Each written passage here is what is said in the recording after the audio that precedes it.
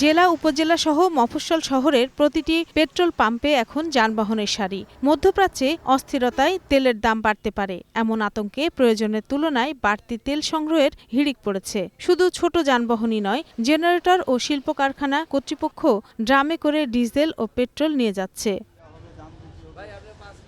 আশুলিয়ার ফিলিং স্টেশনে দেখা দিয়েছে জ্বালানি তেলের সংকট। তেল না পেয়ে ফিরে যেতে হচ্ছে অনেক ক্রেতাকে। এতে ক্ষোভ বাড়ছে চালকদের। পাম্প মালিকরা বলছেন, সরবরাহ কম থাকায় এমন পরিস্থিতি তৈরি হয়েছে। সরকার রিজার্ভ আছে, 15 দিনের অকটেন তেল আছে, কিন্তু এখন ওনারা দেখা যাচ্ছে তেল নাই।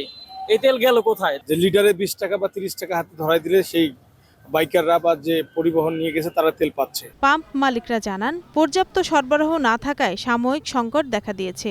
আবার ক্রেতারা প্রয়োজনের চেয়ে অতিরিক্ত তেল কেনায় সৃষ্টি হয়েছে কৃত্রিম সংকট। যার লাগবে 2 লিটার সে নিচ্ছে হচ্ছে 20 লিটার, কেউ আপনার 3 বার 4 বার 6 বার পর্যন্ত তেল নিচ্ছে।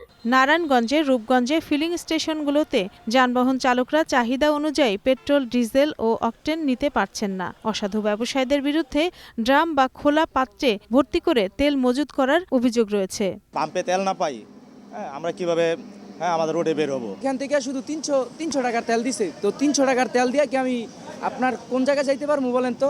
উপজেলা প্রশাসন বলছে, কেউ অবৈধভাবে জ্বালানি তেল মজুত করতে চাইলে আইনি ব্যবস্থা নেওয়া হবে। আমরা পর্যবেক্ষণ করছি যে আইনের কোনো ব্যত্যয় করছে কিনা পাম্পগুলো এবং গ্রাহক যারা আছে। যদি পাই আমরা মোবাইল কোর্ট পরিচালনা করব। তেল সংকটের কারণে রাজশাহী জেলায় 48টির মধ্যে বন্ধ হয়ে গেছে অধিকাংশ ফিলিং স্টেশন। বিভিন্ন পেট্রোল পাম্পে যাচ্ছি, কিন্তু কোথাও কোনো তেল নাই।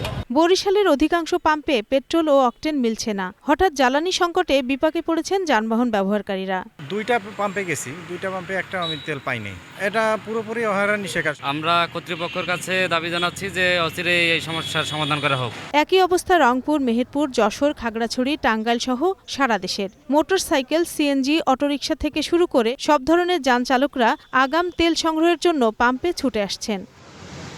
রত্না জামান, গ্রিন নিউজ ডেস্ক।